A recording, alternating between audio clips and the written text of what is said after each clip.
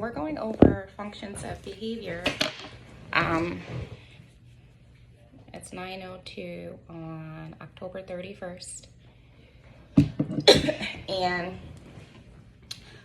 we're gonna do access to attention. So the 4 functions of behavior is escape, the sensory, the attention, and access to tangibles. So you can use a FBA, a functional behavior analysis, to determine and help you determine what the function of the behavior is. I have Alice here, and she's going to be role-playing the attention for me, the behavior of attention seeking. So with a functional behavior assessment, you have the indirect, where you're doing interviews and questionnaires, and then you can start to form your hypothesis, initial hypothesis of why that behavior is occurring.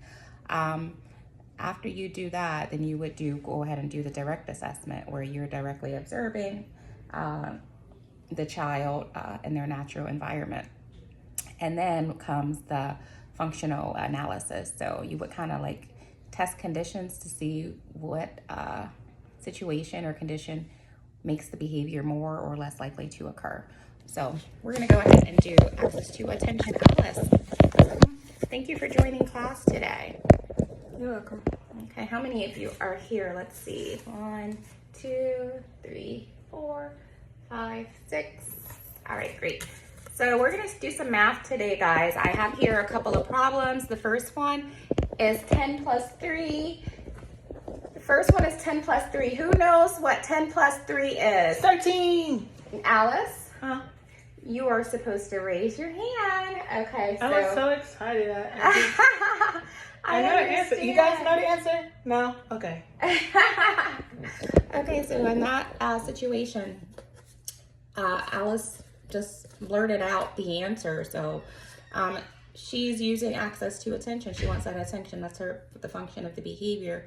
And so we can teach her to we can teach her to raise her hand in that situation, so that way she can answer this question. She can get called on. And if she blurts out, then we can not acknowledge that moment and pick someone else who has raised their hand. So we'll try the next one, which is going to be number 2. And since Alice now knows to raise her hand, we will see if she can raise her hand to answer the question.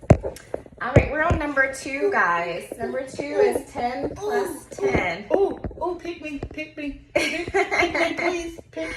Okay, and so we're still not going to call on Alice because she's still blurting out. So we're going to pick the person behind Alice to answer that question. So we could possibly call on her because we did not teach her just to raise her hand quietly, right? She did the appropriate behavior of raising her hand. So we could respond and pick her to answer the question if we're just targeting that one behavior of attention. But her calling out, pick me, pick me, pick me, could also be attention seeking as well. All right, so let's write down problem number 3. So Alice, if you want to answer one, you have to raise your hand and stay quiet until the teacher calls on you, okay?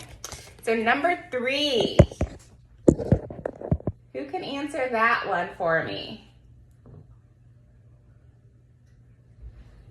Alice, what's number 3?